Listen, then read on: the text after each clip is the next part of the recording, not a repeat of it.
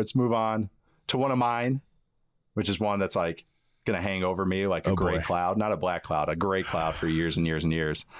Trevor Lawrence, top 9 QB, and God dang it, I'm standing pat on this one. I know I'm supposed to double down or fold, but I'm standing pat on this one. And I know there is no stat I can point to that makes me go like, actually, if you look at success rate, because he's middle of the pack, QBR, middle of the pack. The only thing I got for you is sack rate, where he's second. I think 18th in success rate. Just nothing where I can just point it. 13 drops from the Jags receivers so far this year. Easily most in the NFL. He's lost 12 EPA, he being Trevor Lawrence, to drops so far this year because they happen to happen on third downs, in the red zone, just the worst time to have drops. Upon rewatch, this is more of a hat tip to you a little bit too. Liam Coen and that Jags offense, they got some good stuff going right now. It's a fast offense as far as the skill player guys. They're well schemed. The receivers are a little sloppy right now, but I'm hoping it's just young guy-itis. And as the season goes along, they have tied the NFL record already for illegal shifts. I looked it up for you. They've already tied it. What? Through 3 weeks. We've already tied it. That's incredible. They've already tied it. They might have broken. Because this was on my radar last week. This was on my radar last week. So I hadn't looked back at it from week 3. That's incredible. It depends on the system, like whether they're if they count if they're accepted or if they're just called. And I think if they're just called, that they have the record already. Well, because they got slammed just 5 in week 2, and all of them were declined. And then they got one last week, and maybe 2 last week, but for sure one last week on another third down with a beautiful throw from Trevor to BTJ. But that's the thing, is like that's pretty easy to clean up. Illegal shift is just like, all right, time to stop. ETN maybe know the football play. They had to burn a timeout because Travis Hunter didn't know where to line up on one. It's like, okay, they're young guys. Well, not ETN. That's just his shtick. that's just what he does. But it just makes mistakes. That's why it is. Bashal Tutin's awesome, man. I'm all in on Bashal Tutin. He's so just ETN, just whatever. Awesome. And he can't even catch a swing pass. That's how you had to drop on a play design for him. Yeah, just very frustrating player. But back to Trevor. Just really good understanding right now. He's made a couple mistakes, like the interception against the Texans was a little bit more forgiving on rewatch. Oh my God, I know everyone's going to say you always make excuses for him. It's not a good pick. Like, I'm not saying, but I understood why he got fooled. Corner fell off, another guy fell off on a sail route. It is what it is.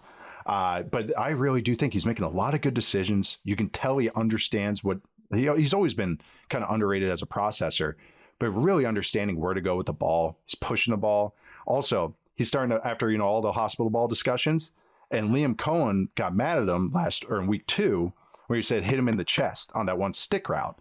And ever since then, Trevor learned. I mean, he's thrown a lot at the body right now. And it's like, oh, I already see an improvement on that in 1 week. Some guys just need that, where a guy just gets up their ass and just says like, hey, you got to do this. I know it's embarrassing. I'm yelling at you, but let's do this. I don't know. There's just a lot of good right now in this offense. And even the O-line's not perfect. They're making mistakes, or I should say they're making mistakes. They're losing as opposed to making mistakes, mental mistakes, which is a big improvement of last year where they weren't even going in the right direction. And now they actually have a good pass protection back. And Logan Allen, who's phenomenal, the rookie in pass protection. There's a lot going on here. Brenton Strange looks great. They're doing some cool design things. Like they did a pin pull with the receivers on a bubble, the ETN touchdown against the Bengals. There's the cover 0 check to win the game, basically to set the winning score against the Texans. Yeah, it's coming together. I'm really, and the defense is playing well too. But yeah, Trevor, I think, I know it's not, the stats aren't overwhelming and everything. The process has been really good so far, outside maybe just a couple plays. But man, that's why I'm going to stick with him. Maybe not top 9. I'll say top 10. I'll stand pat on this. But why am I wrong? Why am I an idiot? Why am I stubborn about this, Matt? Well, before I answer that question, I'm going to apologize to producer Stone right now because the 2 topics that I probably have the most thoughts on are this one and the next one we're going to talk about. So I am going to apologize now for how long-winded I'm about to be, and I promise I will pick. Perfect. Buckle up. I promise I'll pick up the pace. I promise I'll pick up the pace as we go throughout the show. So I'm getting that apology out right now. We're gonna count for all Jags national talk in just this segment. Here. We're gonna knock out. Yeah, we're gonna double. Stone is currently dropping the next topic into the next segment. So there you go. That's good producing right there. Because this is the most, and I think this is going to be the most fair Jaguars talk that you get from anyone in the national media. Because do I think you're stubborn, Nate? Yes, I do think you're a little stubborn on the Trevor Lawrence thing. That being said, I have been put in a position where I have had to defend Trevor Lawrence, and I am not a Trevor Lawrence guy by any means. I've just kind of been neutral on him throughout the course of his career. I've not been some kind of Trevor Lawrence defender or anything, and I certainly think he is a flawed quarterback. But this is something that I've realized. I had a whole discussion with my wife about this recently, that as I'm getting older, the thing that is bothers me the most is just intellectual dishonesty, people just being intellectually dishonest. And this drives me crazy, particularly, it drives me crazy in a lot more things than football. And our topic of conversation was not Jaguars offense related, but it drives me crazy in football when people can't just be honest about what's going on here. Everybody wants to just blame Brian Thomas Jr.'s struggles on Trevor Lawrence, or blame and this is such a thing in the fantasy community because Shane Waldron's become this boogeyman. Shane Waldron is the passing game coordinator. Look at what happened with Jackson Smith and Jigma and Rome James. He's brother, I promise you that Shane Waldron, who was the passing game coordinator for the 2018 Rams when they went to the freaking Super Bowl, is not the canary in the coal mine or whatever, the guy tearing down Jacksonville from within. Yes, because like you said, the Jaguars passing game is actually really well designed right now. The whole offense is really well designed right now. And yes, Brian Thomas Jr. was awesome as a rookie, but he is out there actively making mistakes on an every week basis. And if you are looking at his stats and thinking this is a Trevor Lawrence problem, Trevor Lawrence has to own some share of the blame here, because I think he hasn't been a consistently accurate quarterback, and he does make a fair too many mistakes for me personally. But we got to slice this blame pie up a little bit more than that. It is funny that the two guys who have let him down the most, we're really just the one guy that has let Trevor down the most, is Brian Thomas Jr. The guy that was supposed to be the guy that the head coach goes to the podium at the combine and says, we're going to build the whole passing game out of this guy.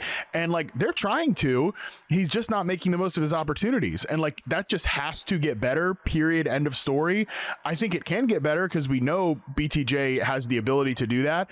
And I think he just has to get better in certain minor areas of not minor areas, but kind of niche areas of wide receiver that take you from being a good receiver to a great receiver. And I think they're trying to empower him to be a great receiver. And right now, that is a learning curve and it's a work in progress. For Trevor, I almost kind of loved that Liam Coen got on his ass in that Bengals game, and that he kind of fired back with the hand wave, and that then Liam made the illusion of oh, well, this is what Baker and this is how we were all the time in Tampa Bay. We were constantly going back and forth. And sometimes I'm man, I kind of wish Trevor Lawrence was like Baker Mayfield. He just, had a little bit more, I don't know how else to say it, but a little bit more it to his game at times, you know? And I think that's why I'm think you're right to just, even if I do think you're stubborn with top 10 quarterback, I think you're right to hang on here, because I want to see what this looks like in November and December before calling it a failure here in September. Yeah, no, it's one of those on rewatch, and I've been up and down on the Jags. I didn't have them as a playoff team because it was wait and see. That's why I have to see what this looks. It's a very young staff. The offensive staff as well. I know Shane Waldron feels like a boogeyman for forever, but he's a younger guy. Even their OC is younger than me. The head coach is only a couple of years older than me. I know the quarterback coach. We used to GA together, Spencer Whipple. So it's a very kind of funny kind of staff for me to look at, because that's always worrisome, because I never will forget the Nathaniel Hackett Broncos. I know this is unfair to Liam Coen and the rest of the staff, but it was oh, these guys are all first-year coaches. They're all just assistant line coach that's now an O-line coach, assistant receiver coach that's now a receiver coach. It's that's a lot of responsibility that these guys are getting. The Jags, though, it's just stuff is right. There's nothing I look at where, even when the mistakes happen, I'm oh, that receiver just had to get a little bit more depth, usually BTJ. Or they just have to figure out where they're lined up because they're trying to do cadence stuff. That's why the illegal shifts are happening, because they're trying to do the harder stuff that down the road pays dividends. But when you have a younger team, a youngish team, a lot of new faces, they've had sloppiness before. It's just not in their kind of bones yet. But I think they're just kind of that DNA is building. Like, I don't know if that's the right metaphor to use, but it's like they're building up the muscle. How about that? It's like a weightlifter building up muscle. Like, that's what they're doing right now. It might be some tears, might be some strains, but there's some good stuff here. And that's not even talking about the defense. It's playing fast, doing some cool stuff with their personnel. I know you like Devin Lloyd too, and he's playing excellent right now. Actually, Jordan Lewis, their corner that they signed from Dallas, looks like amazing. Like, not his just pick like, on he had a Stroud was like incredible. And he's had other plays too. And even coverage, he had good plays against the run. Yeah, I know. So, and then they got my guy Dennis Gardick from the Cardinals that's playing well. So, Jags are a very fun team right now. They're not perfect. There's some sloppiness still there, but there's some good stuff happening. And I think Trevor's a big part of it. Like, him getting the ball out quick. He knows where to go. O-line's still not great, but they're trying to go in the right direction. And I think they're being well coached right now. So really good stuff. And even when they make mistakes, they're scoring touchdowns. Like when they go the wrong way on a screen pass and Bashal Tutin makes a guy miss and scores a touchdown on it. Like, that's how you know some things are working. Balls bounce your way. All right. Because we just spent way longer on the Jags than probably anybody else, which is get ready for it. Strap in. AFC South is wide open, so Jags are going to be very relevant. We're going to take our first break, and we'll come back with a few more poker takes. All right, we are back. Matt, on to one of your next takes. I'll let you handle this one. What was the take? And are you checking, double downing, or folding?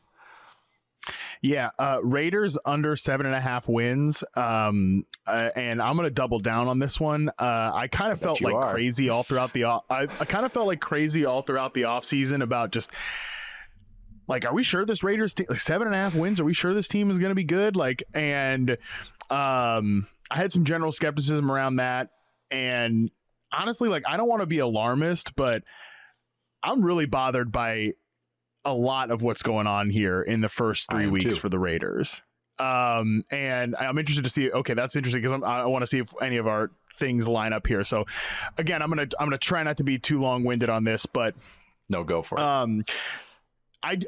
There's two. Well, let me just first say about the defense. The linebackers are such a mess. I know, obviously, the tackle attempt on Jeremy McNichols, that like the fact that play turned into a 60-yard touchdown was insane. But that's like somehow maybe the third or fourth most disturbing play that you can highlight from that defense against Washington. So the linebackers and just the second level of that defense, I thought was going to be a problem. It's been as bad as you could possibly imagine so far. The defense is just a complete mess. So focusing on, I think, the thing that, and I think most people knew it was going to be a mess besides Maxx Crosby, but I think focusing on the thing that maybe people had some optimism for, which was the offense, I've got a lot of problems with what's going on offense. Let's start with the passing game, because I think that might be a little more surprising for people. Part of me kind of thinks that it's like Chip Kelly might be big braining this passing game just a little bit, or like galaxy braining this thing just a tiny bit. Brock Bowers is hurt. That's a part of this. Like, if he was 100% healthy, maybe I'd feel a little bit different about it. But, all throughout the offseason, as they're trying to sell us like, oh, Dante Thornton is our starting X receiver, it's like, that's really cool for a 4th round pick. My thought was like, yeah, but sometimes you get into the real games and it's like, oh, we have a 4th round pick starting at X receiver. That's not so good. That's gone exactly as like the skepticism would make me imagine it would be. I'm not trying to be mean to the guy, but like, he's a 4th round rookie who came out of like the Looney Tunes offense at Tennessee and just probably wasn't really ready for this. I think your boy Trey Tucker has actually popped a little bit, even when he's not scoring 3 touchdowns. Like, you're right, that guy is fast and he doesn't do a lot well, but what he does well is just like, if there's a space in the middle of the field, he's going to run into that cavern and he's going to take off afterwards. So that's been like a nice find for them. But this is an offense in the passing game that needs to hit singles and doubles and matriculate the ball down the field. And like, the combination of Thornton and Tucker on the outside is not going to allow you to do that. And it's just like, they've kind of relegated Jack Bech, who I know only has like 2 catches, but each of the catches have been like nice and helpful for the offense. And it's like, that's kind of a guy that would help you hit singles and doubles. And I think you've galaxy brained yourself into thinking that because he has this duplicative skill set with Jacoby Myers, we can't play him. But I think you might need to reevaluate that. And then the thing that's really disturbing is the run game, which Ashton Jeanty right now has gained 101% of his yards after contact on the ground. 101. 101 percent. Like that's not good. I'm not drunk when I say that either. That is the truth of the matter. And I love that we actually have this on the screen right now, this tweet, because this was what was on my radar the most. Just this offensive line. I wonder if we would talk about this. Yes, this is the thing that caught my attention the most, that makes me like I said, I don't want to be alarmist, but just really skeptical of the entire thing that the Raiders have built here. If you're going to take a running back 6th overall in the NFL draft, you better have the ecosystem to drop him in and let him go and crush it. That is obviously through 3 games not what the Raiders have, because the offensive line is not just bad, it's actively regressed from last season. Like, all of these players have gotten worse this year than they were last year. And the thing that really set me off about this was that Pete Carroll was talking about why Jackson Powers-Johnson, last year's 2nd round pick, who they moved from center to guard and then was banged up in week 2, they took him off. So Alex Kappa played. Alex Kappa got cut by the damn Bengals. Alex Kappa is not a needle mover. Talking about why they played him again this week, and he's saying things like, oh, short week and blah, blah, blah. Come on, bro. You played on Monday. Give me a break. Like, short week, whatever.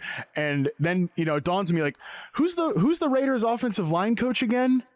Oh, yeah, it's one of Pete Carroll's 2 sons who's on the staff. 2 sons. So something about this just feels off to me. So that's the end of my Raiders rant. But yeah, long story short, I'm definitely double downing on this being under 7.5 wins. And I'm just kind of skeptical of like Tom Brady's involved in coaching meetings and like just everything about this team right now. I'm skeptical of. Yeah, I am too. The O-line was always what I was kind of staring at. Like, I mean, we're not going to really talk about the Texans today, but same category. Where it's like, yep. I know I see that, but okay, yeah, he's coming back. Okay, you're going JPJ guard. Okay, all right, but the other guys aren't anything to write home about. It's not like I'm excited about this young guy that flashed as a rookie or something of that sort. And honestly, I looked at the staff. I noticed that the couple Carroll sons on the staff. They usually are with Pete. But then Joe Philbin is on the staff as like a senior offensive analyst. So I was like, okay, they have somebody overseeing it, say maybe helping out the run game. He was on the staff last year as the offensive line coach. So what happened with that offensive line? It wasn't like that was a great unit, and he's kind of fallen off maybe as a line coach. And it's not just us going like, oh, it just doesn't look right, doesn't feel right. Every stat just points to bad line play and lack of explosive plays to like overcome that. 29th in pressure rate allowed. They're allowing 43% of dropbacks to be pressured. Gino's going to take on some pressure because he's such a big game hunter, but still 29th is absurd. Where was the other one? Oh, stuff rate. They're dead last in stuff rate. They're dead last, which is gains of 0 yards or TFL. They're dead last in yards before contact per rush, like you mentioned, negative 0.14, and they're 11th in yards after contact, 28th in sack rate, just like stat after stat after stat of just pointing to bad line play and just a lack of anything. Yeah, just everything's bad. And then that's not even talking about, like you mentioned on the defense. The defense just looks sloppy. And I know Pete Carroll's kind of thing is, play fast, and playing fast will kind of overcome any mistakes that you make mentally and everything. But it's not, just being sloppy and slow is not a great combo. And I think there's moments where Maxx Crosby, of course, can take over games, but it's just like a lot of, all right, decent defensive tackle play. Like you mentioned, the linebackers are, It just seems like they're trying to maybe a clash of ideas where guys aren't playing fast right now. And I'm kind of curious to see. Pete's defenses usually get better as season goes along. But I just also want to keep my eye on that because I think so. There's just it just feels off on the defense right now. And then, Gino's under duress. He's going to try some stuff. We saw it against the Chargers. He couldn't even push the ball because he couldn't get protected. And then when he did, he was just thrown into harm's way over and over. Bowers is banged up. Ashton Genty can't get going, like you mentioned. The receivers are a mess. Amari Cooper's retiring. It's just, this is kind of what I felt. I felt like, this might take some time. Like originally, I got a little excited about certain components of this, but it was like, just goes back to kind of the original gut reaction of what this Raiders team can be. So I think you are absolutely correct in double downing. I don't think it will be as bad as maybe as it looked right now, losing to a Marcus Mariota-led Commanders team that's banged up as well. But that was, I don't know. They're playing sloppy right now. There's just nothing they can really hang their hat on. It's not like, oh man, the run game's fun, even if other things stink, so yeah. Just Island of Misfit Toys, it feels like right now. Derogatory, not the complimentary types of Island of Misfit Toys. That's a great way of saying it. It just feels like a lot of stuff mishmashed together that was a lot of names that people know. And that, I think, is why there was some optimism about this team. But it feels like I don't want to be alarmist, but it just feels like we're going to look back and remember in 2025 when like Tom Brady and Chip Kelly and Pete Carroll and Geno Smith were like all together with the Raiders. That was weird, right? Like that's kind of where I think this is trending. Yeah, kind of that 2020 Patriots vibes, like Cam Newton, Josh McDaniels, and kind of going on right now. But at least that team was kind of fun sometimes.